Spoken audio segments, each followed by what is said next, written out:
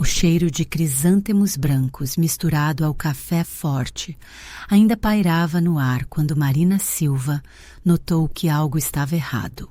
Seu sogro Carlos Oliveira havia sido sepultado há apenas 3 horas e a casa em Savassi, Belo Horizonte, ainda recebia os últimos visitantes que vinham apresentar condolências.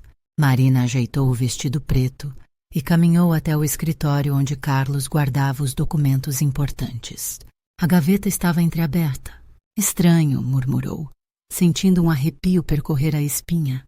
Carlos sempre trancava aquela gaveta com uma pequena chave dourada que mantinha no chaveiro. Marina lembrava-se perfeitamente de tê-la visto ali pela manhã, quando ajudara a organizar os papéis para o funeral. Agora a gaveta estava vazia. Marina, você está bem? A voz de sua cunhada Juliana a fez-se sobressaltar. A mulher apareceu na porta do escritório, segurando uma xícara de café e observando Marina com uma expressão que ela não conseguiu decifrar completamente. Juliana, você viu os documentos que estavam nesta gaveta? O testamento, as escrituras da casa, os papéis do banco. Marina sentiu a voz tremer ligeiramente. Que documentos?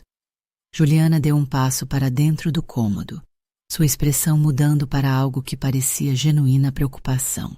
Papai sempre guardava tudo no cofre do banco. Não sabia que mantinha papéis aqui em casa. Marina franziu o senho. Isso não estava certo. Na semana anterior, quando Carlos estava internado no Hospital das Clínicas, ele havia pedido especificamente para que ela trouxesse alguns documentos desta gaveta. Ela mesma os havia manuseado, lido o testamento, verificado as apólices de seguro. Tudo estava ali, organizadamente guardado em pastas Manila, com etiquetas escritas à mão, pelo próprio Carlos. Tenho certeza absoluta de que estavam aqui, insistiu Marina, sua voz ganhando firmeza. Papai me mostrou tudo na semana passada. Havia o testamento original, as escrituras desta casa, da chácara em Nova Lima, as apólices de seguro de vida, os extratos bancários do Banco do Brasil e da Caixa Econômica. Nossa Senhora, Marina, você deve estar confusa com toda essa dor, Juliana interrompeu, aproximando-se e colocando a mão no ombro da cunhada.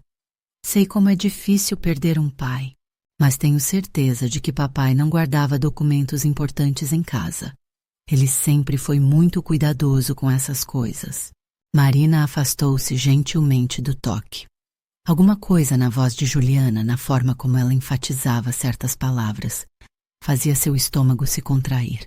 Ela conhecia Carlos há 15 anos, desde que se casara com seu filho João.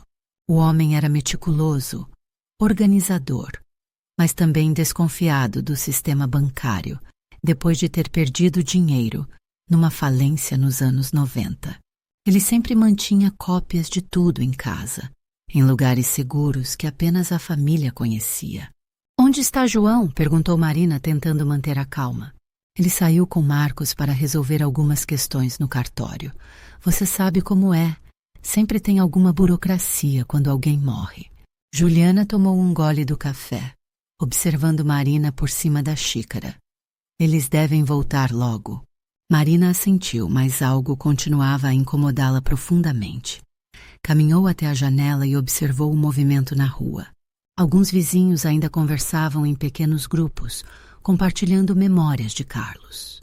Era uma cena reconfortante, mas não conseguia se livrar da sensação de que algo terrível estava acontecendo bem debaixo de seu nariz. Juliana, disse ela, virando-se abruptamente, você tem as chaves do carro do papai? A pergunta pareceu pegar a cunhada desprevenida. Juliana hesitou por uma fração de segundo, antes de responder. Por que você quer saber? Porque Carlos me disse que guardava uma cópia de segurança de todos os documentos no porta-luvas do carro. Era uma mania dele, sempre ter um backup de tudo. Marina observou atentamente a reação de Juliana. A mulher empalideceu ligeiramente e suas mãos tremeram quase imperceptivelmente ao colocar a xícara sobre a mesa. Não sei onde estão as chaves, murmurou Juliana. Talvez João tenha levado, mas Marina já não estava ouvindo completamente. Sua mente trabalhava rapidamente, conectando pequenos detalhes que havia ignorado antes. Na semana anterior, quando visitara Carlos no hospital, ele havia mencionado estar preocupado com certas pessoas que andavam fazendo muitas perguntas sobre seus bens. Na época, Marina pensara que fosse apenas paranoia de um homem doente e medicado. Agora não tinha mais tanta certeza. Saiu do escritório determinada a encontrar as chaves do carro. Se Carlos realmente mantinha cópias dos documentos no veículo, ela precisava verificar se ainda estavam lá. Caminhou pela casa, cumprimentando brevemente os últimos visitantes que se despediam. Mas sua mente estava focada numa única coisa: descobrir o que havia acontecido com os documentos de herança.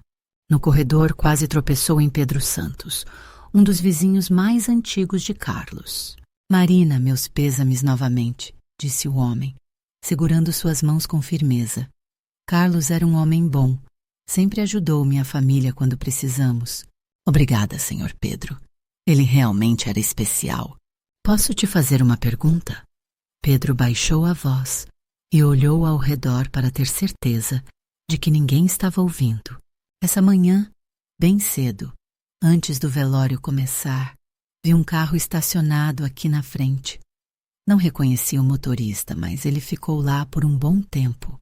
Achei estranho, porque geralmente só família e amigos próximos vêm antes das visitas oficiais começarem. Marina sentiu seu coração acelerar. Que tipo de carro, Sr. Pedro? Conseguiu ver o motorista? Era um Civic prata, placa de Belo Horizonte. O motorista era um homem jovem, talvez uns 30 e poucos anos. Ele ficou olhando para a casa, como se estivesse esperando algo ou alguém.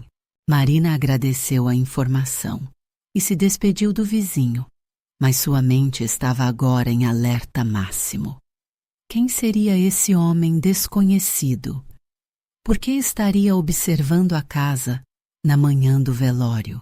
E mais importante, isso teria alguma relação com o desaparecimento dos documentos? Decidiu verificar o carro de Carlos imediatamente. Dirigiu-se à garagem, esperando que as chaves estivessem no local óbvio, penduradas no pequeno gancho na parede, onde Carlos sempre as deixava. Mas quando abriu a porta da garagem, levou um choque que a fez cambalear. O carro não estava lá.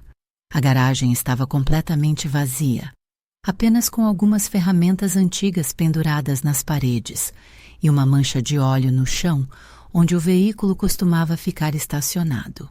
Marina apoiou-se na parede, sentindo uma onda de náusea. Isso definitivamente não era normal. Carlos havia parado de dirigir há apenas 2 meses, quando sua saúde se deteriorara, mas sempre insistira em manter o carro na garagem. Meu Deus, sussurrou tentando processar a informação. Onde está o carro? Voltou correndo para dentro da casa, procurando por João ou Marcos. Precisava de respostas, e precisava delas imediatamente. Encontrou Juliana na cozinha, organizando os pratos e copos usados durante o velório. Juliana, onde está o carro do papai?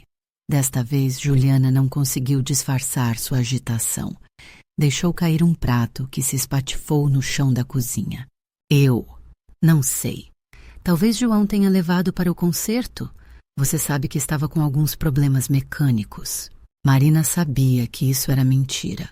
Carlos havia mencionado especificamente na semana anterior que o carro estava em perfeitas condições mecânicas. Ele havia acabado de fazer a revisão completa, numa oficina de confiança. Neste momento, ouviu o barulho de chaves na porta da frente. João e Marcos estavam voltando. Marina respirou fundo e se dirigiu à sala, decidida a obter respostas. Mas quando viu a expressão no rosto dos 2 homens, soube instintivamente que algo estava muito, muito errado. João evitou seu olhar e Marcos parecia agitado, nervoso. Como foi no cartório? Perguntou Marina, tentando manter a voz casual. Tudo resolvido, respondeu João rapidamente. Não tivemos nenhum problema. Mas Marina notou que ele estava mentindo. Conhecia seu marido há 15 anos. Sabia exatamente como ele se comportava quando escondia algo. A forma como ele evitava olhá-la nos olhos, como suas mãos se mexiam nervosamente, como sua voz ficava ligeiramente mais aguda. João, disse ela, decidindo ser direta. Os documentos que estavam na gaveta do escritório desapareceram. E o carro do seu pai também não está na garagem. A reação foi imediata e reveladora. João empalideceu completamente e Marcos deu um passo involuntário para trás. Juliana apareceu na porta da cozinha, ainda segurando os cacos do prato quebrado. Marina, começou João, sua voz tremulando. Precisamos conversar. E foi então que Marina soube, com uma certeza fria e terrível, que sua família, as pessoas em quem mais confiava no mundo, estava escondendo algo de extremamente grave. Senta aqui, Marina, disse João, indicando o sofá da sala, onde poucas horas antes o caixão de Carlos havia sido velado.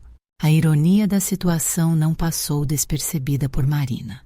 Ali, no mesmo lugar onde haviam se despedido do patriarca da família, ela estava prestes a descobrir segredos que poderiam destroçar tudo o que restara. Marina permaneceu de pé, cruzando os braços. Prefiro ficar assim. Fala logo, João. Marcos se posicionou próximo à janela, como se estivesse vigiando a rua. Juliana havia se acomodado numa poltrona, ainda segurando nervosamente os cacos de porcelana entre as mãos. O silêncio se alongou por segundos, que pareceram eternos, quebrado apenas pelo tic-tac do relógio de parede que Carlos tanto amava. O papai estava com problemas financeiros, começou João, sua voz mal passando de um sussurro. Problemas sérios. Marina sentiu como se o chão tivesse se movido sob seus pés. Que tipo de problemas? Ele sempre foi muito cuidadoso com dinheiro. Dívidas de jogo, interrompeu Marcos, sua voz cortante. Papai tinha dívidas enormes com pessoas muito perigosas. Isso é impossível, Marina explodiu. Carlos detestava apostas. Ele sempre dizia que jogo era coisa de gente sem juízo. João suspirou profundamente e se sentou pesadamente no sofá. Marina, há coisas sobre meu pai que você não sabia, que nenhum de nós sabia completamente. Na semana passada, quando ele estava no hospital, apareceram alguns cobradores. Cobradores? Marina sentiu sua voz falhar. Que tipo de cobradores? O tipo que não aceita desculpas, respondeu Juliana, finalmente falando. Sua voz estava estranhamente calma, quase fria. O tipo que fez questão de deixar muito claro o que aconteceria se as dívidas não fossem pagas imediatamente após o funeral. Marina se apoiou no encosto de uma cadeira, sentindo as pernas fraquejarem. Vocês estão me dizendo que o papai devia dinheiro para agiotistas? Não só agiotistas, disse Marcos, ainda olhando pela janela. Cassinos clandestinos, casas de apostas ilegais. A coisa era muito mais séria do que imaginávamos. Quanto? A pergunta saiu como um sussurro. João engoliu em seco antes de responder. Quase R$1.200.000. Marina teve que se sentar. O número era absurdo, impossível. Carlos vivia de forma simples. Dirigia um carro com mais de 10 anos. Raramente saía para jantar fora. Sempre reclamava dos preços no supermercado. Como poderia ter acumulado dívidas tão monumentais? Vocês têm certeza disso? Perguntou ela, ainda tentando processar a informação. Certeza absoluta, respondeu Juliana. Os cobradores mostraram os comprovantes. Assinaturas do papai, reconhecidas em cartório. Não havia como negar. Marina sentiu uma raiva fria começando a crescer no peito. E por que vocês não me contaram antes? Sou parte desta família há 15 anos. Tinha direito de saber. Porque sabíamos exatamente como você reagiria, disse Marcos, virando-se da janela para encará-la. Você tentaria encontrar uma solução legal. Procuraria advogados. Faria escândalo. E isso só tornaria as coisas piores para todos nós. Então vocês decidiram resolver as coisas roubando os documentos do papai? O silêncio que se seguiu foi ensurdecedor. Marina olhou de um para outro, esperando uma negação, uma explicação, qualquer coisa que fizesse sentido.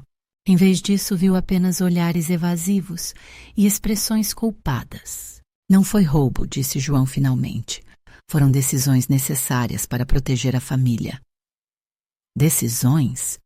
Marina se levantou abruptamente. Que decisões? O que vocês fizeram? Juliana colocou os cacos de porcelana sobre a mesinha de centro e olhou diretamente para Marina. Vendemos a chácara de Nova Lima e negociamos a venda desta casa. Marina sentiu como se tivesse levado um soco no estômago. Vocês fizeram o quê? Era a única maneira de quitar as dívidas e ainda sobrar alguma coisa para dividir entre todos, explicou João. Se esperássemos o processo normal de inventário, os credores teriam tempo de entrar na justiça e sequestrar tudo. Não restaria nada para ninguém. Mas vocês não tinham procuração, não tinham autorização legal para fazer isso. Marcos riu amargamente. Marina, você realmente acha que pessoas que emprestam dinheiro para apostadores se importam com autorizações legais? Eles queriam o dinheiro, ponto. E nós encontramos uma forma de conseguir esse dinheiro rapidamente. Como? Marina sentiu um frio no estômago. Como vocês conseguiram vender propriedades sem ter procuração? João e Juliana trocaram um olhar que Marina não conseguiu interpretar. Foi Marcos quem respondeu. Digamos que temos alguns contatos que facilitaram o processo. Marina compreendeu imediatamente. Vocês falsificaram documentos. Adaptamos a situação às nossas necessidades, corrigiu Juliana. E antes que você comece a nos julgar, saiba que fizemos isso para salvar todos nós. Essas pessoas não brincam, Marina. Elas deixaram muito claro que, se o dinheiro não aparecesse, começariam a cobrar da família. De toda a família.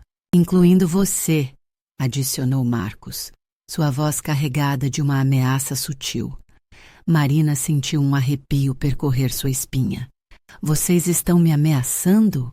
Estamos te explicando a realidade, disse João, levantando-se do sofá. Marina, essas pessoas sabem onde você trabalha, sabem onde você mora, sabem os horários que você costuma sair de casa. Elas fizeram questão de nos mostrar que sabem tudo sobre todos nós. Quando foi que eles procuraram vocês? 3 dias atrás, respondeu Juliana. No hospital, enquanto papai estava sedado. 2 homens muito educados, muito bem vestidos. Eles não gritaram, não fizeram escândalo. Apenas mostraram os papéis das dívidas e explicaram que tinham 48 horas após o funeral para receber o pagamento integral. Marina começou a andar de um lado para outro da sala, tentando processar todas as informações. E o carro do papai? Onde está o carro? Foi parte do pagamento, admitiu João. Eles levaram esta manhã, antes do velório começar, o homem que o vizinho viu. Provavelmente, confirmou Marcos. Eles foram muito discretos, nada de escândalo, nada de confusão, profissionais. Marina parou de caminhar e encarou os 3. Vocês percebem que cometeram vários crimes?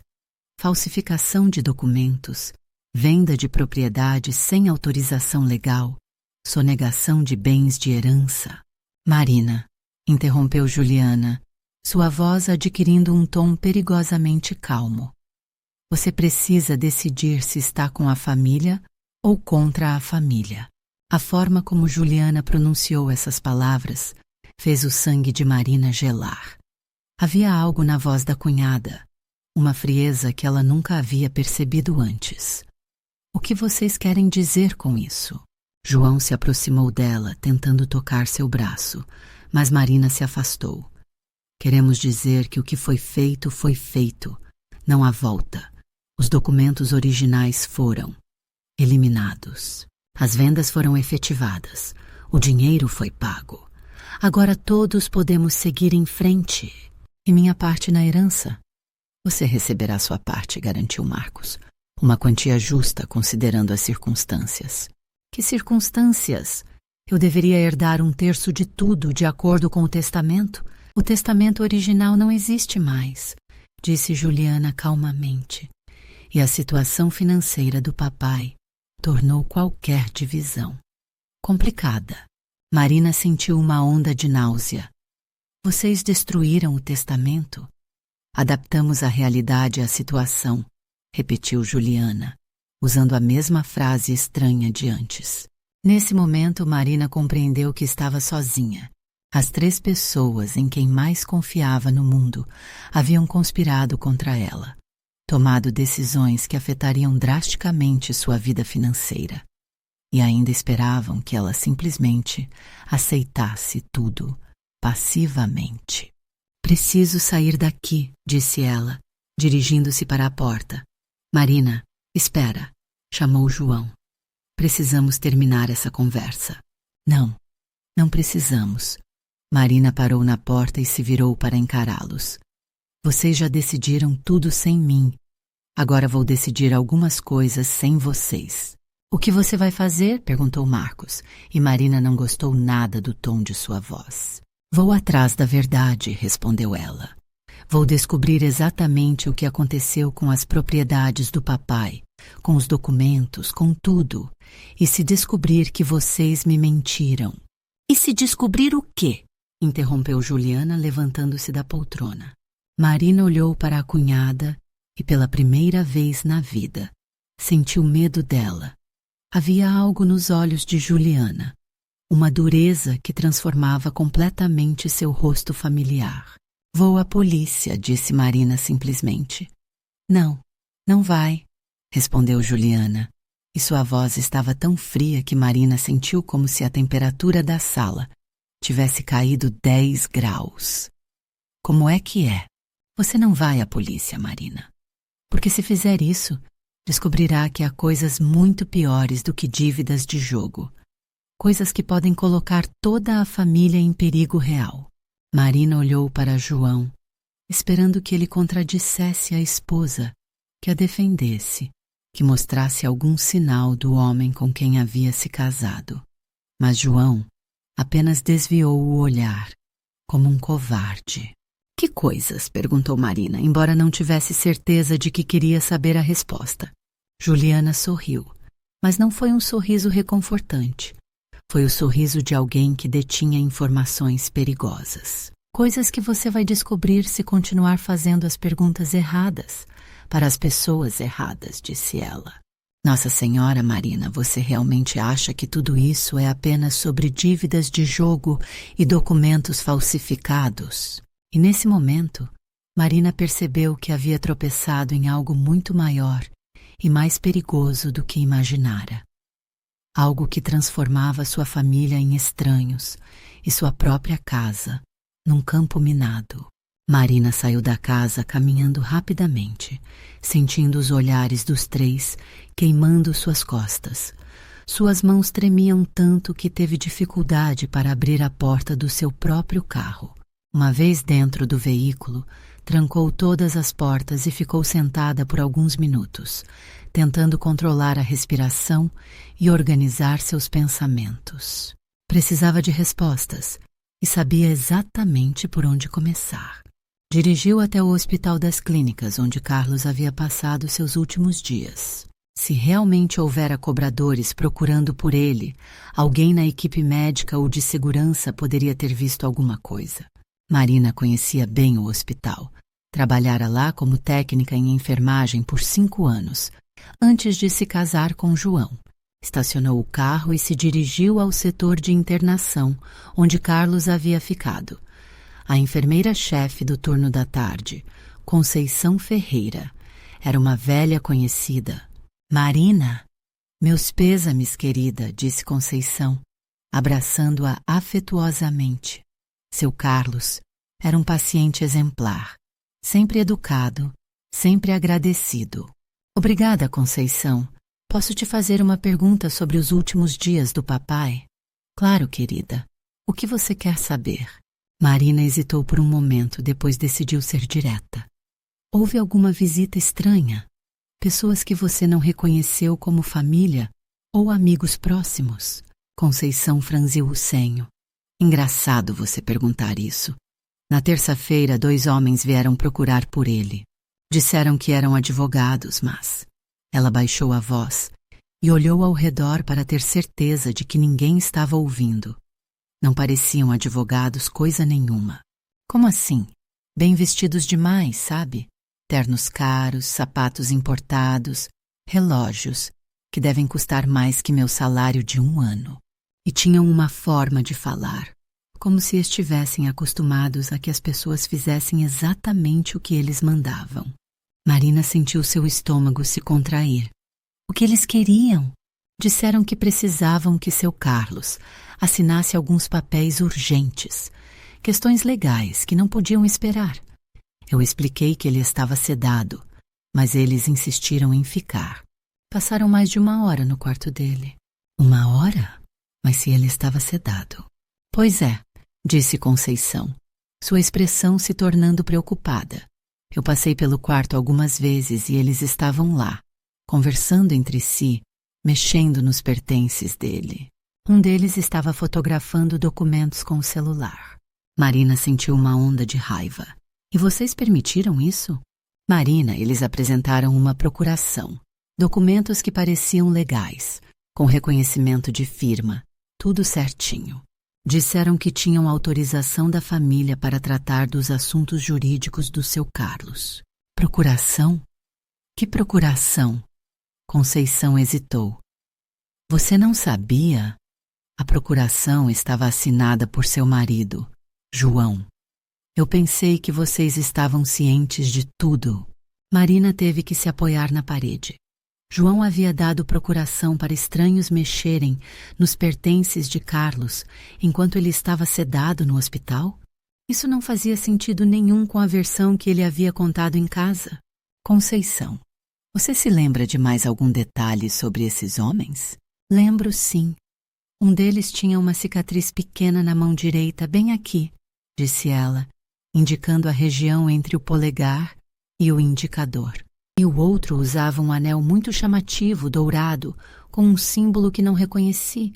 Que tipo de símbolo? Parecia uma cobra enrolada ao redor de uma espada. Muito elaborado. Marina agradeceu as informações e se despediu de Conceição. Mas sua mente trabalhava freneticamente. Uma procuração, assinada por João. Homens fotografando documentos. Símbolos estranhos em anéis. Nada disso combinava com a história simplificada de dívidas de jogo que lhe haviam contado. Decidiu ir diretamente à fonte, o cartório onde João e Marcos supostamente haviam resolvido as questões burocráticas após o funeral. Se realmente haviam estado lá, haveria registros. O cartório Santos ficava no centro de Belo Horizonte, num edifício antigo, mas bem conservado. Marina conhecia a funcionária principal, Larissa Matos, de algumas transações imobiliárias que havia feito anos antes. Marina, que surpresa! Soube da morte do seu sogro. Meus pêsames, disse Larissa, recebendo-a com um abraço sincero. Obrigada, Larissa. Vim aqui para esclarecer algumas questões sobre os procedimentos que meu marido e cunhado fizeram hoje de manhã. Larissa pareceu confusa. Que procedimentos? João e Marcos não estiveram aqui hoje. Marina sentiu o chão desabar novamente sob seus pés. Como assim não estiveram? Eles disseram que vieram aqui resolver questões relacionadas ao inventário. Marina, querida, eu trabalho aqui há 15 anos. Conheço todos os procedimentos de inventário e posso te garantir que nem João, nem Marcos estiveram aqui hoje. Nem hoje, nem em nenhum dia desta semana. Tem certeza absoluta? Certeza total. Além disso, questões de inventário não podem ser resolvidas no dia do funeral. Existe todo um processo legal que leva semanas, às vezes meses. Marina se sentou numa cadeira sentindo-se tonta. Larissa, se alguém quisesse falsificar documentos de transferência de propriedade, onde procuraria?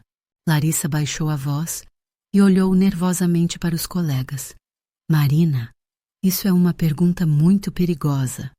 Por que você quer saber? Porque acho que alguém da minha família pode ter feito exatamente isso. Larissa hesitou por um longo momento antes de responder. Existem pessoas que fazem esse tipo de serviço, mas não é barato e é extremamente arriscado.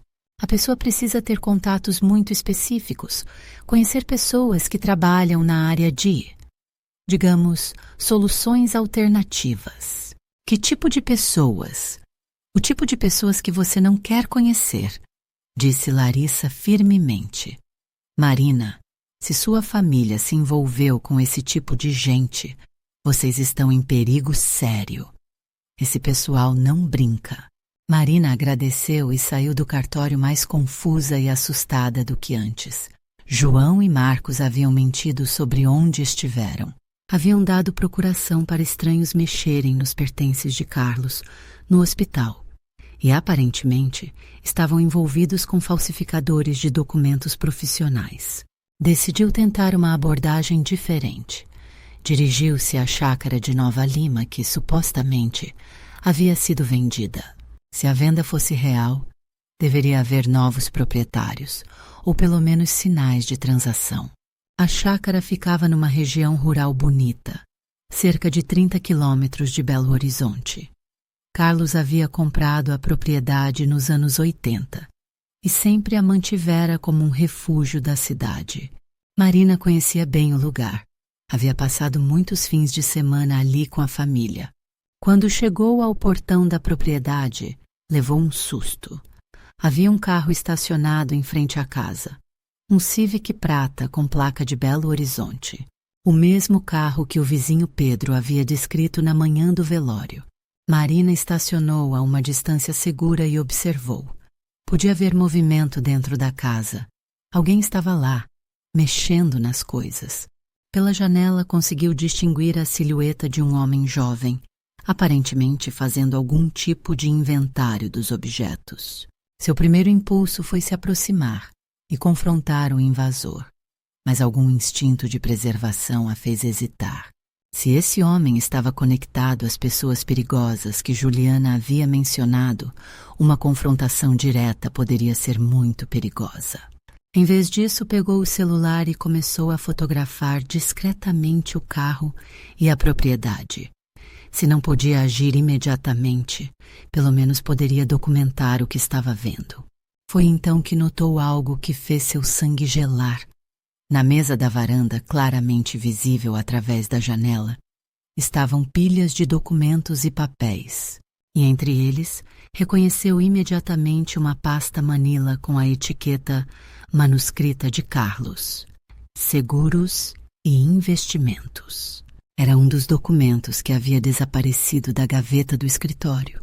Nesse momento, o homem dentro da casa olhou na direção do portão e a viu.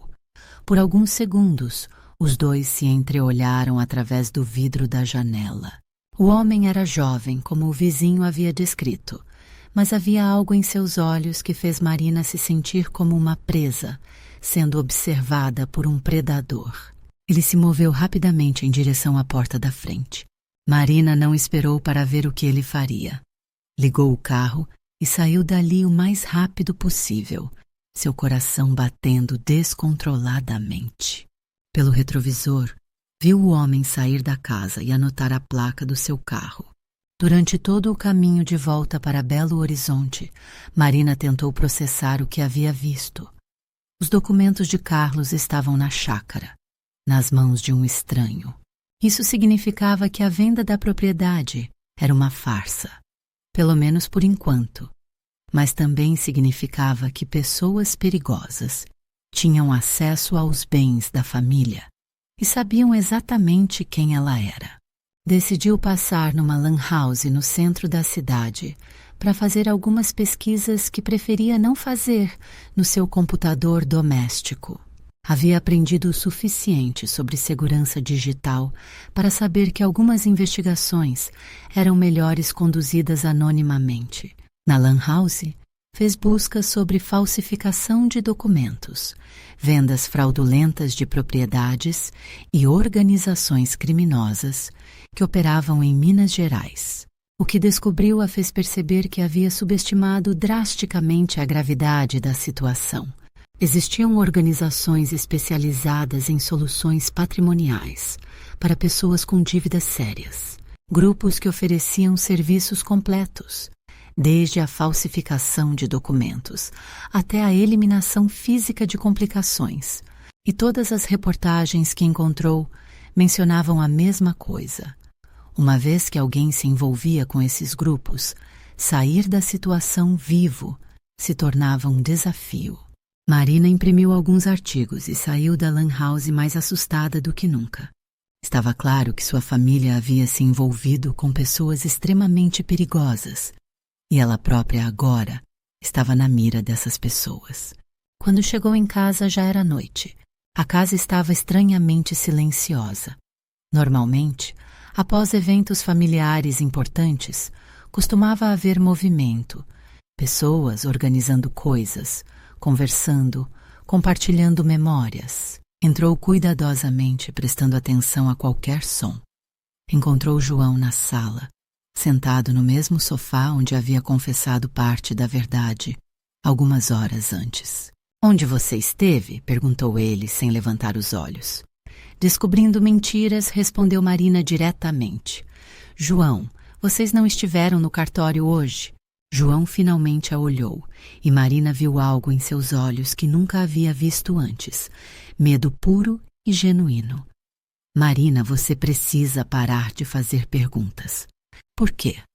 "Porque você tem medo do que eu possa descobrir. Porque tenho medo do que pode acontecer com você se continuar cavando." Marina se aproximou dele. "João, me conta a verdade. Toda a verdade. O que realmente está acontecendo?" João suspirou profundamente e finalmente a encarou. "Marina, você se lembra quando eu te disse que papai devia dinheiro para agiotistas?" "Lembro. Eu menti. Ele não devia dinheiro para agiotistas."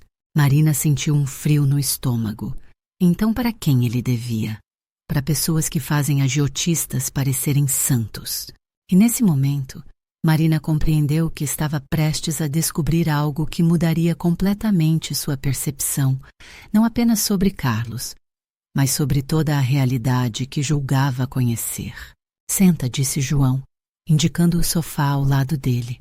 Sua voz estava diferente, mas pesada, como se carregar o peso dos segredos estivesse fisicamente exaurindo-o. "O que vou te contar vai mudar tudo o que você pensa sobre esta família." Marina hesitou antes de se sentar. Parte dela não queria ouvir o que viria a seguir, mas era tarde demais para voltar atrás.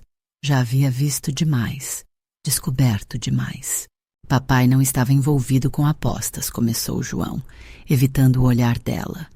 "Ele estava envolvido com lavagem de dinheiro." As palavras atingiram Marina como um soco físico. "Como é que é?" Há 5 anos, quando ele começou a ter problemas com a empresa de transporte, apareceu uma oportunidade de fazer dinheiro fácil. Alguém ofereceu para usar as contas bancárias dele, as propriedades, para limpar dinheiro de origem duvidosa. Marina se levantou abruptamente.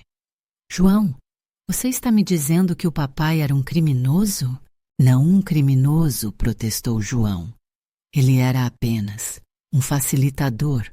Recebia dinheiro numa conta, transferia para outras contas, recebia uma comissão. Parecia simples, sem riscos." "Nossa Senhora!" Marina começou a andar de um lado para outro. "E vocês sabiam disso?" "Descobrimos aos poucos. No início, pensávamos que ele tinha simplesmente encontrado um trabalho de consultoria bem remunerado. Ele sempre foi vago sobre os detalhes." Marina parou de andar e encarou o marido. "Quando vocês descobriram a verdade?" "Há 6 meses, quando os empregadores do papai começaram a aparecer pessoalmente. Eles explicaram que a operação havia crescido muito, que precisavam de mais propriedades, mais contas bancárias. E vocês concordaram? João baixou a cabeça. Eles não pediram nossa opinião, Marina. Eles informaram que agora toda a família estava envolvida, querendo ou não. Marina sentiu uma onda de náusea. Que tipo de dinheiro eles estavam lavando? Tráfico de drogas internacional, sequestros, contrabando, o tipo de crime que aparece no noticiário nacional. Marina teve que se sentar novamente. A magnitude do que estava descobrindo era esmagadora. E o que aconteceu para que tudo saísse de controle? João respirou fundo antes de continuar. 3 semanas atrás houve uma operação da Polícia Federal em São Paulo. Prenderam várias pessoas da organização. Apreenderam computadores, documentos, contas bancárias. O nome do papai apareceu nos registros. Meu Deus! Os chefes da organização acharam que papai poderia colaborar com a polícia, que ele seria um elo fraco que colocaria toda a operação em risco. Marina compreendeu imediatamente. Eles decidiram eliminá-lo. Não apenas eliminá-lo, disse João, sua voz mal passando de um sussurro. Eles decidiram eliminar toda a família. Não podiam correr o risco de deixar testemunhas. O silêncio que se seguiu foi quebrado apenas pelo som do relógio de parede. Marina tentava processar a informação de que sua vida estava em perigo mortal devido ao envolvimento de Carlos com criminosos internacionais. Foi por isso que o papai morreu tão rapidamente no hospital? Perguntou ela, temendo a resposta. João a olhou com uma expressão de profunda tristeza. Marina, papai não morreu de causas naturais. As palavras atingiram Marina como um raio. O que você está dizendo? Eu estou dizendo que eles o envenenaram. No hospital. Fizeram parecer uma complicação cardíaca, mas havia sinais. O médico achou estranho, mas não podia provar nada. Marina cobriu o rosto com as mãos. Por que vocês não me contaram? Por que me deixaram acreditar que ele havia morrido de morte natural? Porque queríamos te proteger. Quanto menos você soubesse, mais segura estaria. Segura? Marina riu amargamente. João, eu sou casada com você há 15 anos. Vocês realmente acharam que poderiam me manter fora disso? Tentamos negociar, disse João. Marcos, Juliana e eu nos encontramos com os chefes da organização. Oferecemos entregar todos os bens do papai, todas as propriedades, todo o dinheiro, em troca de nossas vidas. E eles aceitaram? Parcialmente. Disseram que se conseguíssemos transferir tudo rapidamente, sem envolver a polícia ou advogados, eles considerariam nos deixar vivos, mas com condições. Marina teve um pressentimento terrível. Que condições? Teríamos que continuar prestando serviços para eles, usar nossas identidades limpas para abrir novas contas, comprar novas propriedades, nos tornarmos funcionários permanentes da organização. E vocês concordaram? Não tínhamos escolha. João se levantou agitado. Marina, essas pessoas mataram papai num hospital público, cercado de médicos e enfermeiras, sem deixar rastros. Você acha que teriam algum escrúpulo em nos eliminar? Marina compreendeu que a situação era ainda pior do que imaginara. Não apenas sua família havia se envolvido com criminosos, mas agora eram efetivamente reféns desses criminosos. E eu? Qual é o meu papel nessa história toda? João hesitou antes de responder, e Marina soube que não gostaria da resposta. Eles querem que você case novamente. Como é que é? Com alguém da organização. Alguém que precise de uma identidade limpa, de uma esposa sem antecedentes criminais. Marina sentiu como se o mundo tivesse parado de girar. Vocês estão me vendendo para criminosos? Não é assim, Marina. É uma questão de sobrevivência para todos nós. E se eu recusar? A expressão no rosto de João lhe deu a resposta antes mesmo dele falar. Marina, essas pessoas não aceitam recusas. Nesse momento, Marina ouviu o som de carros parando na frente da casa. Não um carro, mas vários. João empalideceu completamente. Eles chegaram, sussurrou ele. Marina correu até a janela e viu 3 carros pretos estacionados na rua. Homens bem vestidos saíam dos veículos, caminhando calmamente em direção à casa como se fossem convidados esperados. Marina, disse João, sua voz tremendo. Você precisa se comportar exatamente como eles esperarem.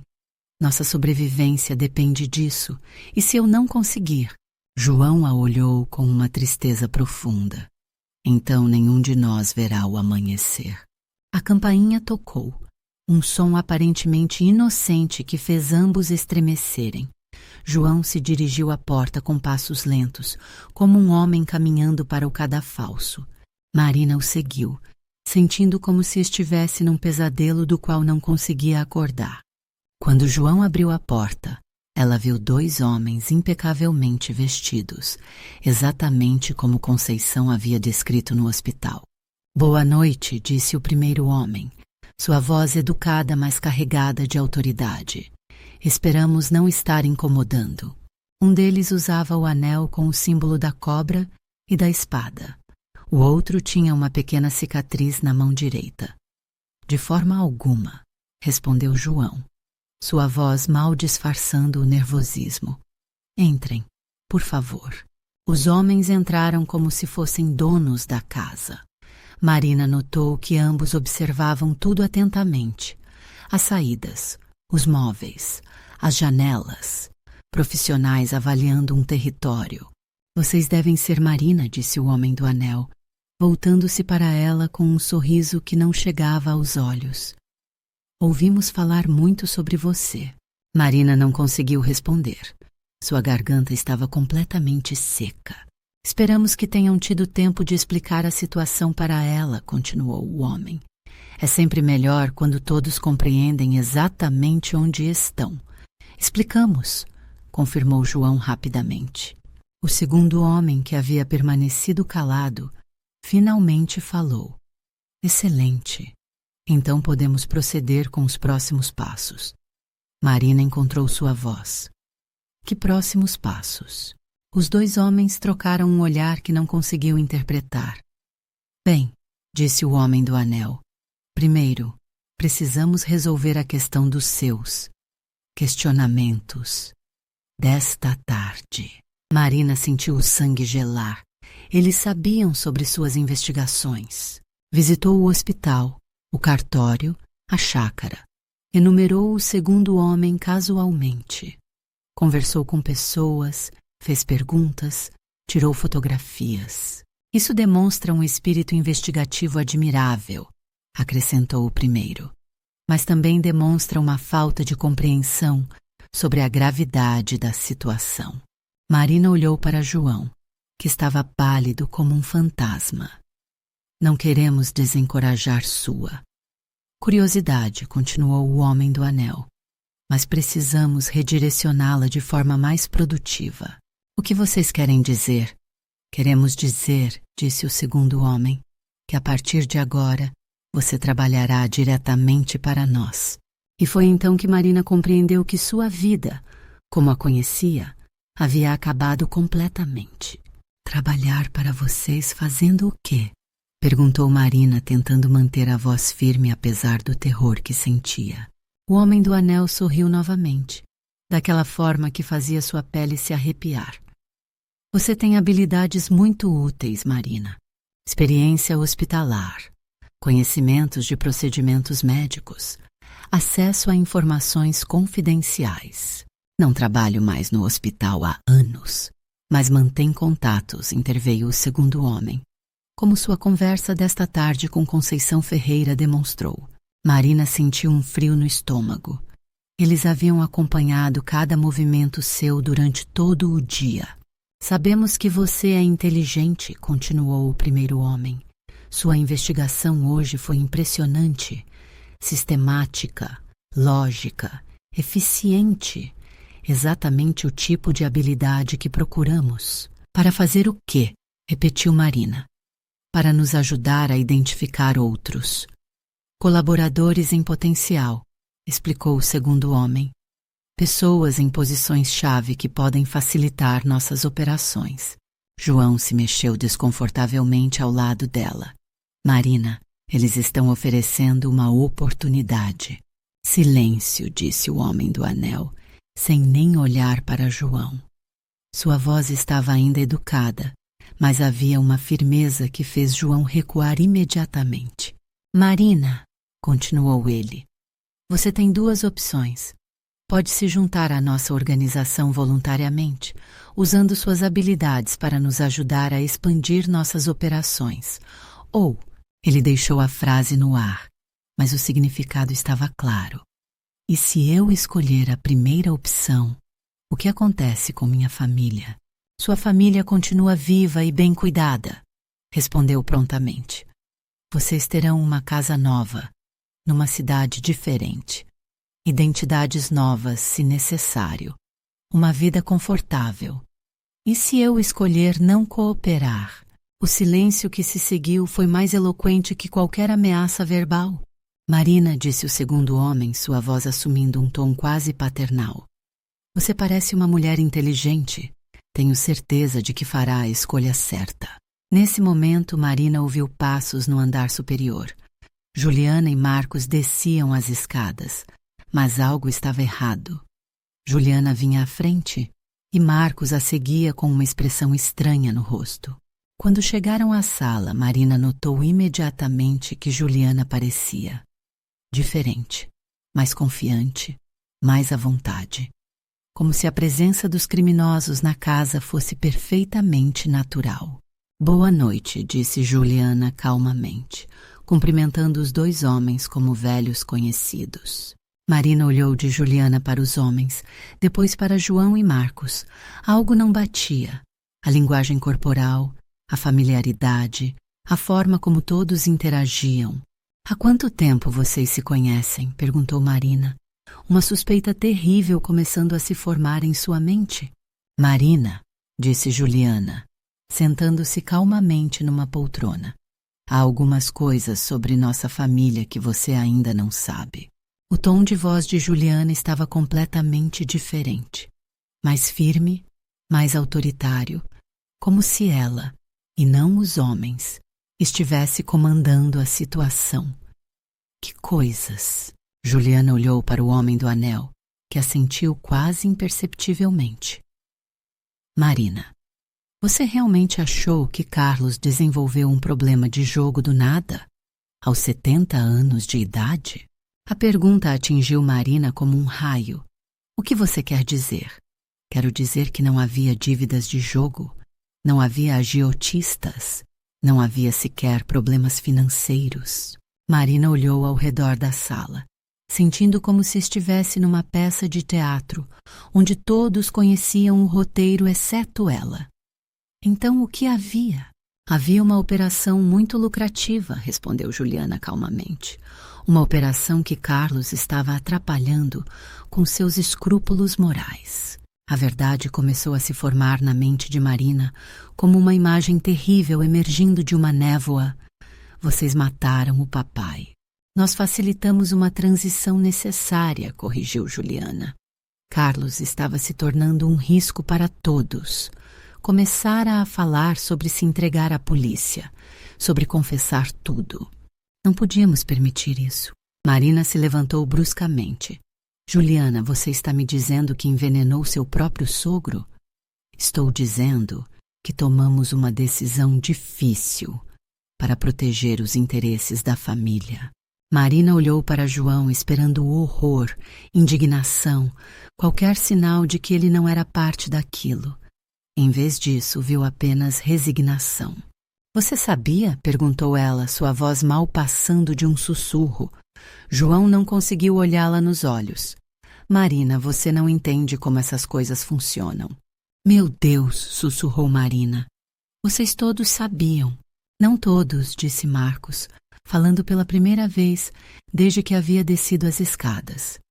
Eu descobri apenas na semana passada, quando eles me explicaram que eu poderia cooperar ou... Não. Marina olhou para o cunhado e viu medo genuíno em seus olhos. Marcos não era parte da conspiração original. Ele havia sido coagido, assim como ela estava sendo agora. E qual é exatamente o meu papel nessa história toda? Perguntou Marina, dirigindo-se diretamente a Juliana. Seu papel, respondeu Juliana, é continuar sendo Marina Silva, uma mulher limpa, sem antecedentes criminais, casada com João, morando numa casa respeitável em Belo Horizonte. A diferença é que agora você também será nossa funcionária. Fazendo o quê? O homem do anel se aproximou dela. Marina, hospitais são lugares muito úteis para nossas operações. Pessoas morrem lá todos os dias. Às vezes, pessoas que estão causando problemas para organizações como a nossa. A implicação era clara e terrível. Eles queriam que ela usasse seus conhecimentos médicos e contatos hospitalares para facilitar assassinatos. Eu jamais faria isso, disse Marina firmemente. Você faria, respondeu Juliana com uma certeza fria, porque a alternativa é muito pior. Que alternativa? Juliana se levantou e caminhou até uma cômoda antiga, de onde retirou uma pasta que Marina reconheceu imediatamente. Era uma das pastas que havia sumido do escritório de Carlos. Esta pasta, disse Juliana, abrindo-a cuidadosamente, contém todos os seus dados pessoais. Onde você trabalhou, onde mora, seus horários, seus hábitos. Também contém informações sobre sua irmã Conceição, que mora em São Paulo com os 3 filhos pequenos. Marina sentiu o sangue gelar.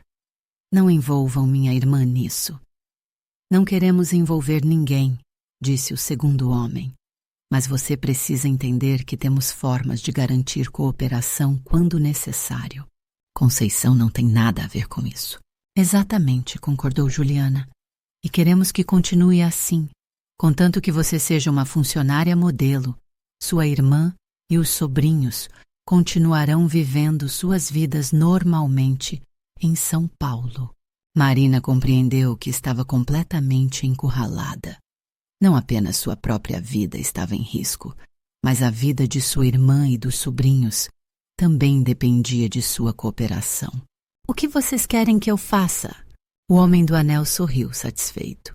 Por enquanto, apenas continue sua vida normal. Vamos te dar algumas tarefas simples no início.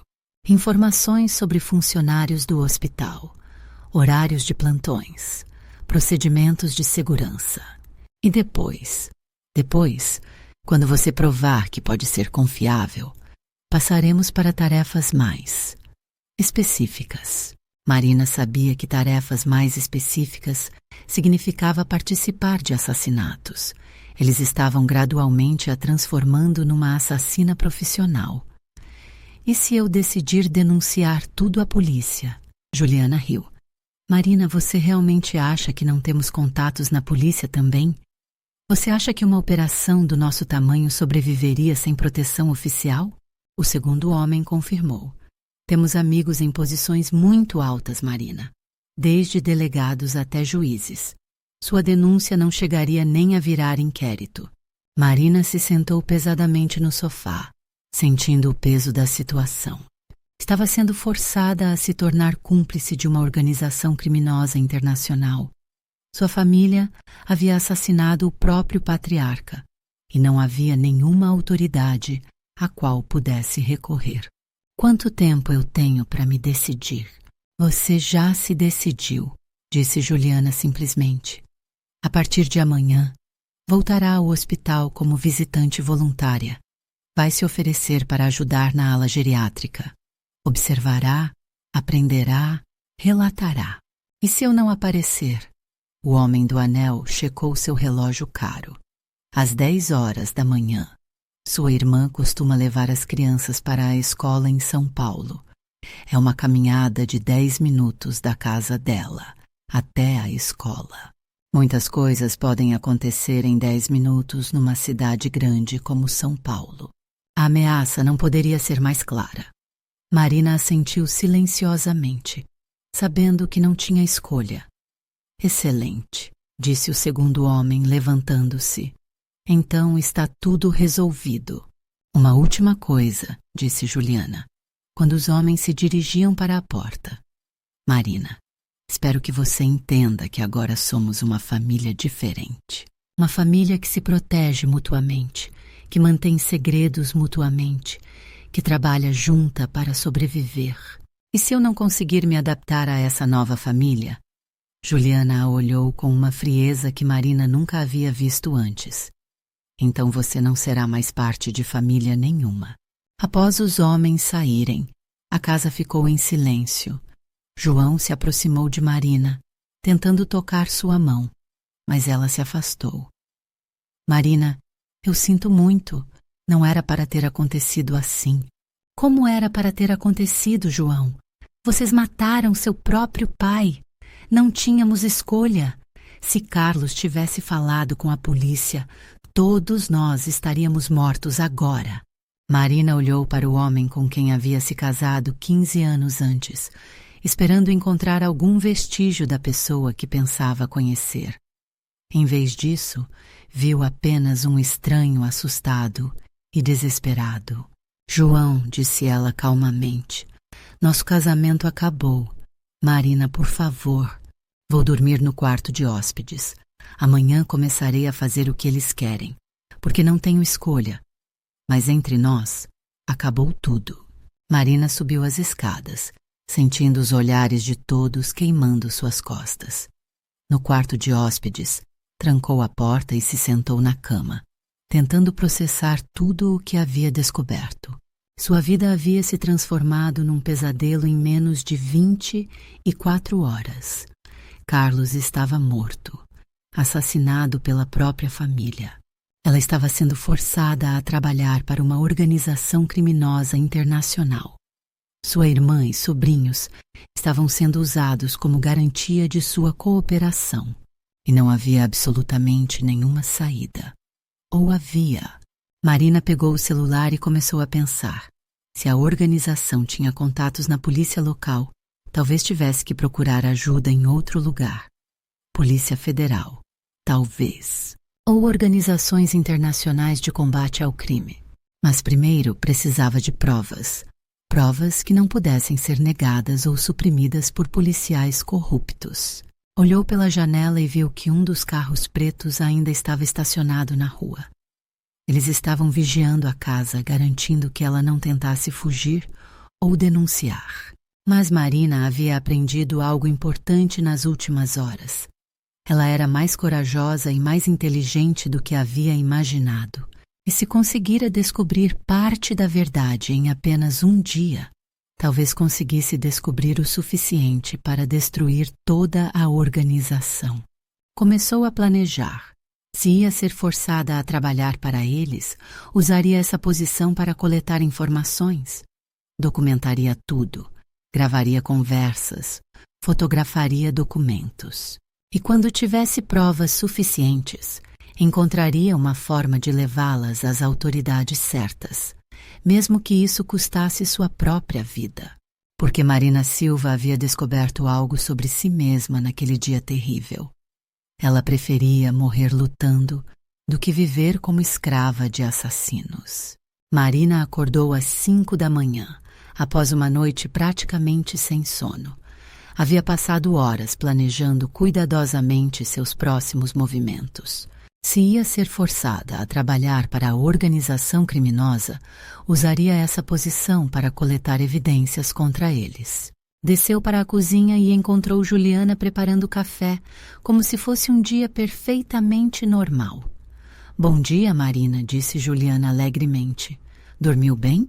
Marina observou, tentando entender como a cunhada conseguia manter uma fachada tão convincente de normalidade após revelar ser uma assassina. Como você consegue? Perguntou Marina. Conseguir o quê? Agir como se nada tivesse acontecido, como se você não tivesse acabado de admitir que envenenou o próprio sogro. Juliana continuou mexendo o açúcar no café, sua expressão permanecendo serena. Marina, você precisa entender que Carlos estava nos colocando em perigo. Ele estava velho, assustado, falando sobre confessar tudo. Não podíamos permitir que destruísse as vidas de todos nós, por causa de seus escrúpulos tardios. Escrúpulos? Você chama de escrúpulos não querer ser criminoso? Chamo de escrúpulos colocar princípios abstratos acima da sobrevivência da família. Marina percebeu que estava falando com alguém que havia racionalizado completamente seus crimes. Juliana genuinamente acreditava que havia feito a coisa certa. Juliana, há quanto tempo você trabalha para eles? A cunhada hesitou por um momento. Desde o início. Na verdade, fui eu quem apresentou a oportunidade para Carlos. A revelação atingiu Marina como um tapa. Você trouxe isso para nossa família? Trouxe uma oportunidade de enriquecimento que Carlos desperdiçou com sua consciência pesada. Marina compreendeu que Juliana não era apenas uma cúmplice. Ela era uma agente ativa da organização, possivelmente há anos. E João? Ele sabia desde o início? João descobriu gradualmente. No início, pensava que Carlos estava apenas consultando para empresários ricos. Quando descobriu a verdade, já estava profundamente envolvido. E vocês decidiram me manter fora de tudo. Queríamos proteger você, disse Juliana. Mas havia algo em sua voz que soava falso. Você sempre foi muito rígida em questões morais. Marina percebeu que proteger significava manter como trunfo. Ela era a única pessoa da família com reputação limpa, útil para futuras operações. Nesse momento, João desceu as escadas parecendo ter dormido tão mal quanto ela. Marina, disse ele hesitantemente, sobre ontem à noite. Eu queria explicar. Não há nada para explicar, interrompeu Marina. Você fez suas escolhas, agora eu vou fazer as minhas. João a olhou com esperança. Isso significa que você vai cooperar? Significa que vou sobreviver, disse Marina simplesmente. 2 horas depois, Marina estava no Hospital das Clínicas, falando com a coordenadora de voluntários sobre possibilidades de ajudar na ala geriátrica. Havia decidido que, se ia ser forçada a espionar o hospital, pelo menos tentaria descobrir informações que pudessem ser úteis contra a organização. Que bom ter você de volta, Marina, disse a coordenadora, doutora Larissa Costa. Sempre precisamos de pessoas experientes para trabalhar com os pacientes mais idosos. Marina foi designada para ajudar no turno da tarde, exatamente o horário que lhe permitiria observar os procedimentos de segurança e conversar com funcionários diferentes. Durante a primeira semana, Marina trabalhou diligentemente como voluntária, ajudando pacientes, conversando com familiares, observando rotinas, mas, secretamente, estava documentando tudo. Nomes de funcionários, horários de plantões, procedimentos de acesso, protocolos de medicação. Na sexta-feira, recebeu uma ligação de um número desconhecido. Marina? Aqui é Roberto, disse uma voz masculina que ela reconheceu como sendo do Homem do Anel. Como estão indo seus primeiros dias no hospital? Bem, respondeu ela cuidadosamente. Excelente. Hoje à noite você vai jantar conosco. Temos algumas questões para discutir. Não era um convite. Naquela noite, Marina foi levada pelos 2 homens a um restaurante caro no centro de Belo Horizonte. O local estava cheio, mas eles foram conduzidos a uma mesa reservada numa área mais privativa. Marina, disse Roberto, estamos impressionados com sua adaptação ao trabalho voluntário. Obrigada. Agora precisamos que você comece a coletar informações mais específicas, disse o segundo homem, que havia se apresentado como Carlos. Ironicamente, o mesmo nome do sogro assassinado. Que tipo de informações? Roberto deslizou uma pasta sobre a mesa. Queremos que você identifique pacientes idosos sem família próxima, com patrimônio significativo. Marina abriu a pasta e encontrou formulários detalhados. Nome do paciente, idade, condição médica, situação familiar, bens declarados. Vocês querem que eu identifique alvos? Queremos que você identifique oportunidades, corrigiu Carlos. Pessoas solitárias que poderiam se beneficiar de assistência em seus momentos finais. Marina compreendeu imediatamente. Eles queriam usar sua posição no hospital para identificar idosos ricos e solitários que poderiam ser mortos sem levantar suspeitas, permitindo que a organização se apropriasse de suas propriedades. E se eu me recusar? Roberto mostrou-lhe uma fotografia no celular. Era sua irmã Conceição, saindo de casa com as 3 crianças. Esta foto foi tirada esta manhã, disse ele calmamente. Às 8h15, horário de São Paulo. A mensagem estava clara. Eles tinham vigilância constante sobre sua família. Quantos nomes vocês querem? Para começar, 5, disse Carlos. Pessoas que provavelmente morrerão naturalmente nas próximas semanas. Isso nos dará tempo para preparar a documentação necessária. Marina assentiu, sabendo que não tinha escolha, mas mentalmente estava formulando um plano. Se eles queriam nomes, ela daria nomes, mas também coletaria evidências de suas intenções criminosas. Há mais uma coisa, disse Roberto quando estavam terminando o jantar. Precisamos que você recrute outros colaboradores dentro do hospital. Outros colaboradores? Enfermeiros, técnicos, pessoas com acesso a medicamentos e equipamentos. Nossa operação está crescendo. Precisamos de uma rede mais ampla.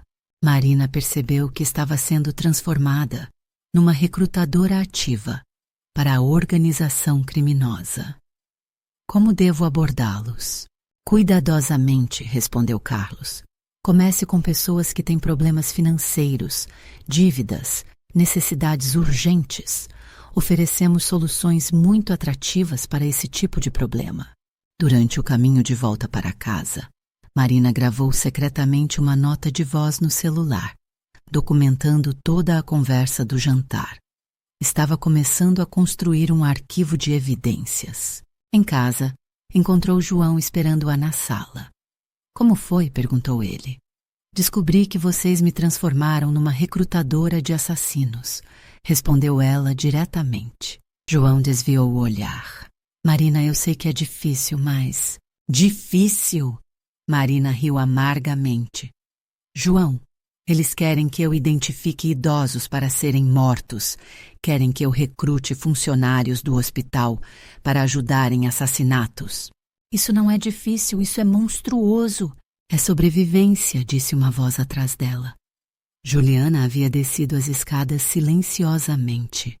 Juliana, vocês destruíram minha vida completamente. Nós salvamos sua vida, corrigiu Juliana, e a vida de toda a família, incluindo sua irmã e sobrinhos em São Paulo. Marina subiu para o quarto, trancou a porta e ligou o computador.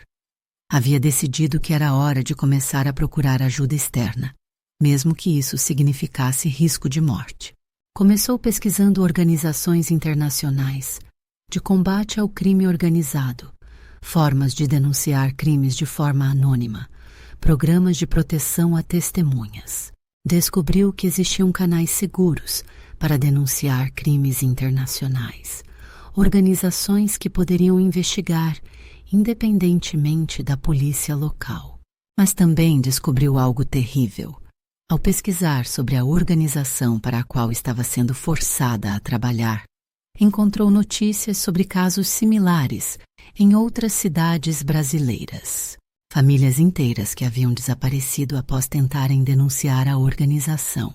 Marina compreendeu que estava lidando com pessoas que não tinham escrúpulos em eliminar testemunhas, mesmo que isso significasse massacrar famílias inteiras. Mas também compreendeu outra coisa.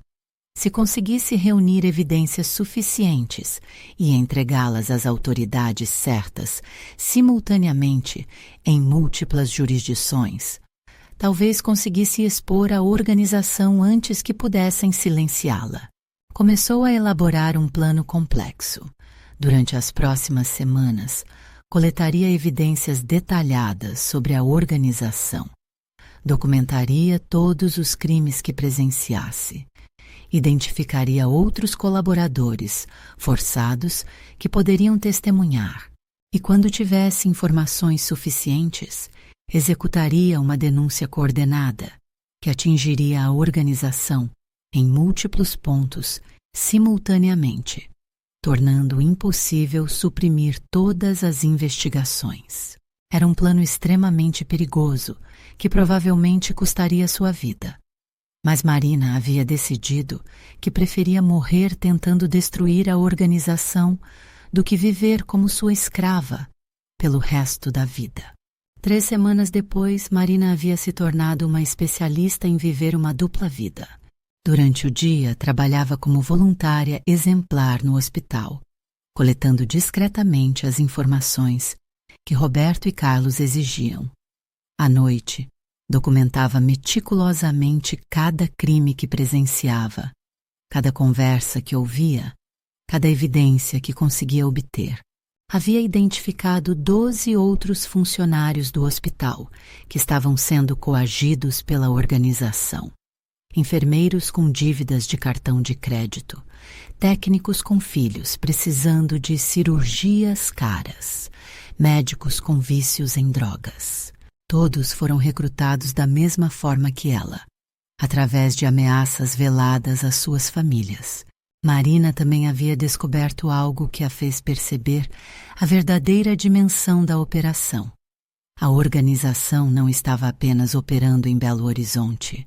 Havia células similares em São Paulo, Rio de Janeiro, Brasília e outras cidades grandes. Eram centenas de hospitais infiltrados, milhares de funcionários coagidos. Numa quinta-feira à tarde, enquanto ajudava uma paciente idosa a se alimentar, Marina recebeu um recado que a fez gelar. Sua irmã em São Paulo está com problemas. Precisa de sua ajuda urgente. Correu para um local privativo e ligou para Conceição.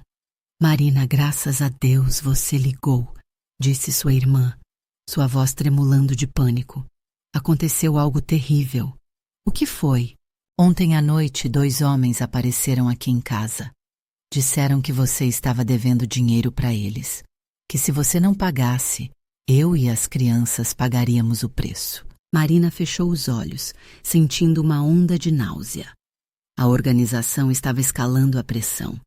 Conceição, você e as crianças precisam sair de São Paulo imediatamente. Como assim? Marina, do que você está falando? Não posso explicar pelo telefone. Mas vocês estão em perigo real. Vão para a casa da tia Rosana no interior.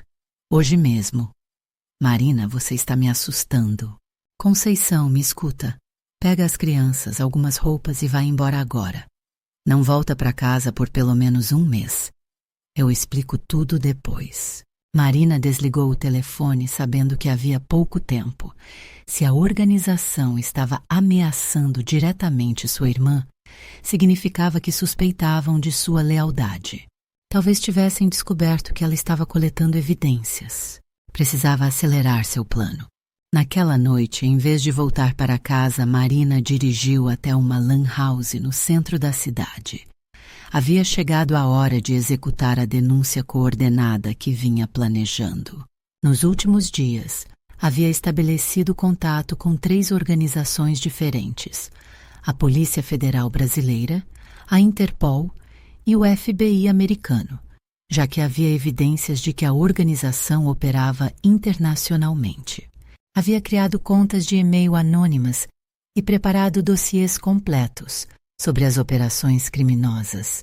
Enviou simultaneamente para os 3 órgãos gravações de conversas com Roberto e Carlos, fotografias de documentos falsificados, lista completa de funcionários coagidos em hospitais, detalhes sobre assassinatos planejados e executados, informações sobre a rede de lavagem de dinheiro, evidências do envenenamento de Carlos Oliveira. Depois de enviar as denúncias, Marina fez mais uma coisa. Gravou um vídeo detalhado explicando tudo o que havia descoberto e programou para ser automaticamente enviado para jornalistas de investigação caso ela desaparecesse ou morresse nas próximas 48 horas. Quando chegou em casa, às 11 da noite, encontrou Roberto, Carlos, Juliana e João, esperando-a na sala. A expressão nos rostos deles deixou claro que sabiam exatamente o que ela havia feito. Marina, disse Roberto, sua voz perigosamente calma, precisamos conversar. Sobre o quê? Sobre sua visita à Lan House esta noite, sobre os e-mails que você enviou, sobre seu projeto de se transformar numa heroína. Marina tentou manter a compostura, mas sabia que havia sido descoberta. Não sei do que vocês estão falando. Carlos riu. Marina, você realmente achou que não tínhamos vigilância eletrônica sobre você? Sabemos de cada site que visitou, cada e-mail que enviou, cada movimento que fez. Então por que não me impediram? Porque queríamos ver até onde você iria, respondeu Juliana. E também porque queremos que você compreenda que suas ações têm consequências. Roberto mostrou-lhe uma fotografia no celular. Era Conceição e as 3 crianças sendo escoltadas por homens desconhecidos. Sua irmã achou que poderia se esconder na casa da tia Rosana, disse ele. Que ingenuidade! Marina sentiu como se tivesse levado um soco no estômago. Se vocês machucarem minha irmã. Se nós machucamos sua irmã, interrompeu Carlos. Marina, você que a colocou em perigo com suas ações irresponsáveis. O que vocês querem? Queremos que você desfaça o que fez, disse Roberto. Contate os órgãos para os quais enviou as denúncias. Diga que era tudo mentira, produto de um surto psicótico após a morte de seu sogro. E se eu fizer isso, vocês libertam minha irmã? Se você fizer isso de forma convincente, consideraremos liberar sua irmã, corrigiu Carlos. Mas há condições. Que condições? Juliana se levantou e caminhou até ela. A condição é que você compreenda definitivamente que agora é nossa propriedade. Não mais uma funcionária relutante, mas uma agente ativa e entusiasta. O que isso significa? Significa, disse Roberto, que amanhã você vai ajudar pessoalmente na eliminação de um dos idosos que identificou e vai fazer isso sorrindo. Marina compreendeu que havia chegado ao momento final. Eles não estavam mais satisfeitos com sua cooperação passiva. Queriam transformá-la numa assassina ativa. E se eu me recusar? Carlos mostrou-lhe outra fotografia. Eram as 3 crianças, sobrinhos de Marina, amarradas numa sala escura. Então começaremos eliminando o mais novo, disse ele casualmente. O pequeno tem 6 anos, certo? Idade terrível para morrer.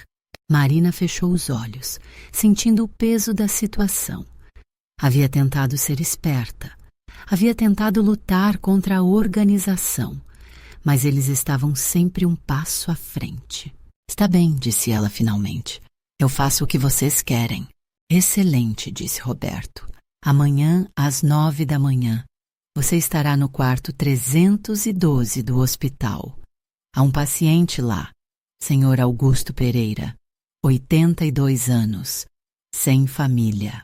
Você vai administrar a ele uma injeção especial. Que tipo de injeção? Juliana lhe entregou uma seringa pequena, algo que vai fazer parecer um ataque cardíaco natural. Marina pegou a seringa, sentindo como se estivesse segurando sua própria alma. E depois disso? Depois disso, você será oficialmente uma de nós, disse Carlos. Uma assassina profissional. E sua irmã e sobrinhos poderão voltar para casa em São Paulo. Marina assentiu, sabendo que não tinha mais escolhas. Mas durante toda a noite, enquanto fingia dormir, Marina elaborou um último plano desesperado. Se ia ser forçada a cometer um assassinato, pelo menos garantiria que isso resultaria na destruição completa da organização. Na manhã seguinte, chegou ao hospital às 8h45, dirigiu-se ao quarto 312, onde encontrou o Sr. Augusto Pereira dormindo peacefully. Era um homem frágil, de cabelos brancos, que respirava com dificuldade. Marina olhou para a seringa em sua mão. Uma parte dela considerou realmente aplicar a injeção. Era apenas um idoso que morreria em questão de semanas mesmo. E isso salvaria a vida de sua irmã e sobrinhos. Mas então lembrou-se do que Carlos havia lhe dito. Este era apenas o começo. Depois do Sr. Augusto, haveria outros, dezenas de outros, e ela se tornaria uma máquina de matar a serviço de criminosos. Em vez de aplicar a injeção letal, Marina fez algo diferente. Aplicou no Sr. Augusto uma injeção de soro fisiológico, completamente inócua. Depois, pegou a seringa original e a escondeu numa bolsa especial que havia preparado. Em seguida, fingiu que o homem havia morrido. Gritou por ajuda, chamou os médicos, encenou perfeitamente uma cena de morte súbita por ataque cardíaco. Mas secretamente havia preservado a evidência mais importante, a arma do crime que a organização pretendia usar. Durante o tumulto que se seguiu à morte do Sr. Augusto, Marina conseguiu sair do hospital sem ser notada e dirigir diretamente à sede da Polícia Federal em Belo Horizonte. Entregou pessoalmente a seringa com veneno, junto com todas as evidências que havia coletado nas últimas semanas. Preciso falar com o agente responsável por crimes internacionais, disse ela à recepcionista. Tenho informações sobre uma organização que está assassinando pessoas em hospitais brasileiros. 2 horas depois, Marina estava numa sala de interrogatório, contando toda a história para 3 agentes federais. A seringa estava sendo analisada no laboratório, e as evidências que ela havia fornecido estavam sendo verificadas. Marina, disse o agente principal, você compreende que sua vida está em perigo extremo? Esta organização não hesitará em eliminá-la assim que descobrirem o que você fez. Eu sei, respondeu ela, mas também sei que minha irmã e sobrinhos estão sendo mantidos reféns. E sei que se eu não agir agora, centenas de pessoas inocentes continuarão morrendo. Vamos fazer o seguinte, disse o agente. Vamos executar uma operação coordenada hoje mesmo, simultaneamente, em várias cidades. Mas você precisa ficar em proteção policial até isso terminar. E minha irmã? Já temos agentes a caminho do local onde ela está sendo mantida. 6 horas depois, a operação foi executada. Roberto, Carlos e mais de 40 membros da organização foram presos simultaneamente em 5 cidades diferentes. Juliana foi presa em casa, assim como João e Marcos. Conceição e as crianças foram libertadas ilesas de uma casa no interior de São Paulo.